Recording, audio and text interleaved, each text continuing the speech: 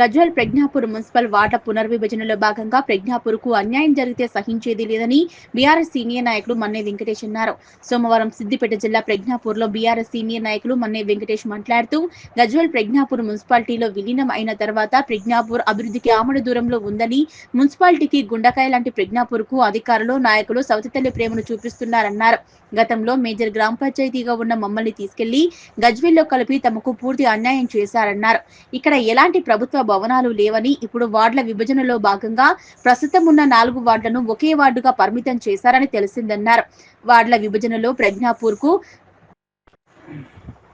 4 వార్డులుగా కాకుండా 6 వార్డుల్లాగా చేయాలని విజ్ఞప్తి చేస్తూ అధికారులు ప్రజ్ఞాపూర్ మీద ప్రత్యేక దృష్టి సారించి ప్రజ్ఞాపూర్ అభివృద్ధికి తోడ్పడాలని విన్నవించుకుంటున్నామన్నారు. వార్డుల విభజనలో తమకు అన్యాయం జరిగితే చూస్తూ ఊరుకునే ప్రసక్తే లేదని, త్వరలో పార్టీలకు అతీతంగా ప్రజ్ఞాపూర్ ప్రజలంతా జేఏసీగా ఏర్పడి తమకు న్యాయం జరిగే వరకు పోరాటాలు చేస్తామన్నారు. ఈ కార్యక్రమంలో మర్రిస్వామి, కాటు కళ్యాణ్ తదితరులు పాల్గొన్నారు. ప్రజ్ఞాపూర్ మున్సిపాలిటీలో ఉన్న 20 వార్డులలో ఉన్న మాజీ కౌన్సిలర్లు కానీ ఇప్పుడు అవకాశం వస్తే పోటీ చేద్దాం అనుకున్న వాళ్ళు అయినా సరే 20 వార్డుల నుండి ప్రతి ఒక్కరు మాకు మద్దతుగా వచ్చి, ఎందుకంటే ప్రతి వార్డులో 2000 పైచిలకు ఓట్లున్నాయి. నిలబడే వాళ్ళకి అవకాశం రాకుండా పోతుంది. నిలబడదాం అనుకున్న వాళ్ళు ఖర్చులు ఎక్కువైతాయి. దయచేసి మల్లన్న సాగరు గ్రామం ముప్పు బాధితులు కూడా మీరు కూడా ఆలోచించండి. ఎందుకంటే ఇవాళ మాకు జరిగిన అన్యాయం రేపు మీకు జరగవచ్చు. మీరు కూడా మాకు మద్దతు ఇచ్చి ఈ 20 వార్డులని కాస్త 30 వార్డులుగా చేసి మంచి చిన్నదైనా ఆనందంగా అందరికి అవకాశం వచ్చే విధంగా చేసుకొని పార్టీలకు అతీతంగా ధర్నాలు అవి ఇవి అన్నీ చేసుకొని కూడా మనం 30 వార్డుల కాడికి అధికారుల దృష్టికి తీసుకెళ్లే సమయం ఉంటుంది. మేము ఆల్రెడీ కార్యాచరణ సిద్ధం చేసుకుంటున్నాము. ఈ 5 తారీఖు లోపు ప్రజ్ఞాపూర్ ఇంతకుముందుకున్న 4 వార్డులకు కాస్త మీరు కలిపితే 6 వార్డులు చేయండి, నో ప్రాబ్లం. కానీ 2000 ఓట్లు వేసి ప్రతి ఒక్కరికి కూడా భారం అవుతుంది.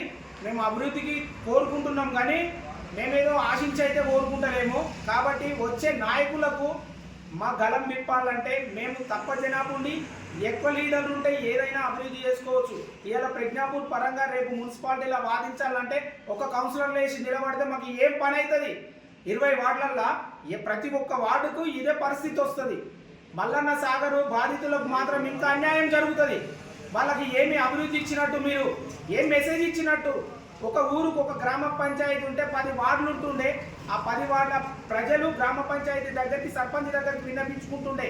ఇవాళ అది కాస్త 4-5 ఊళ్ళని ఒక మున్సిపాలిటీ ఒక వార్డు లెక్క చేస్తే ఎట్లయితుంది?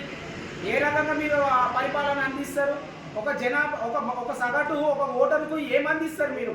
ఒక ఓటర్కు న్యాయం జరగాలంటే 2000 మందిని ఒక లీడర్ కలవాలంటే తన వల్ల అవుతుందా? ఓ ఎమ్మెల్యే అనుకుంటుర్రా? ఇదేమన్నా ఏది గ్రేటర్ హైదరాబాద్ జోన్లోకి వచ్చిందా? వేలు ఓట్లు కలుపుకొని అని వేద్దామంటే అధికారులు మేము మీ మీద డిమాండ్ చేస్తలేము, రిక్వెస్ట్ చేస్తున్నాము. రిక్వెస్ట్ చేసి మాకు 20 వార్డులు చేసిరు, 30 వార్డులను చేసిరి. దయచేసి మా దయచేసి మాకు సపోర్ట్ చేయండి. నమస్కారం. మా తెలియగా ఏమనగా ఈరోజు వార్డు డివిజన్ తెలిసింది మాకు. దీనివల్ల మా ప్రజ్ఞాపూర్ ఇంతకుముందు గ్రామ పంచాయతీ మేజర్ గ్రామ పంచాయతీ ప్రజ్ఞాపూర్ ఉండే 4500 ఓట్లు మా మేజర్ గ్రామ పంచాయతీ ఉండే. ఇవాళ గజ్వేలు గుండకాయలని మా ప్రజ్ఞాపూర్ తీసుకెళ్ళి మున్సిపాలిటీ కలిపారు. మేము వద్దు అంటే కూడా అప్పుడు అధికారులు వినాక మా మున్సిపాలిటీ అలా కలిపి మీకు అభివృద్ధి చూపిస్తాం అని చేసి, కానీ ఇంతవరకు మాకు ఎలాంటి అభివృద్ధి జరగలేదు. మళ్ళీ ఇప్పుడు కూడా ఈ ప్రభుత్వం కూడా మాకు అలాంటి ఇబ్బంది మా ఊరికి చేస్తున్నది. దయచేసి అలాంటి కాకుండా అధికారులు మా ప్రజ్ఞాపూర్ని గజ్వేల్లో కలపకుండా చూడండి. మా వార్డు 4 వార్డు మాకు చేయండి. ఎందుకంటే మేము చాలా నష్టపోతున్నాము. దీనివల్ల మా ప్రజ్ఞాపూర్ కూడా చాలా డెవలప్మెంట్ అయిపోయింది. మాకు ఎలాంటి గవర్నమెంట్ ఆఫీస్ మా ప్రజ్ఞాపూర్లో ఇవ్వండి. దయచేసి అధికారులు అర్థం చేసుకోవాలి ఈ విషయంలో. మరొకసారి పురవ ఆలోచించుకోవాలి. ఇన్ని రోజులు చేసిన 10 సంవత్సరాల నుంచి మేము మోసపోయిన ప్రజ్ఞాపూర్లో ఇది కూడా మేము మళ్ళీ మోసపోతున్నాం. దయచేసి అలా చేయకండి. గజ్వేల్లో పెద్దరికం మా మీద బాగా అయిపోయింది. మా ఊళ్ళో బాగా ఇబ్బంది పడుతున్నారు. దీనికోసం మేము ఆల్రెడీ ఆలోచిస్తున్నాం. అందరం కలిసి ఒక ఆల్ పార్టీ మీటింగ్ కూడా పెడుతున్నాం. దయచేసి దీనిపైన కమిషనర్ గారు మరోసారి ఆలోచించుకొని నిర్ణయం తీసుకోవాలని కోరుకుంటున్నాం.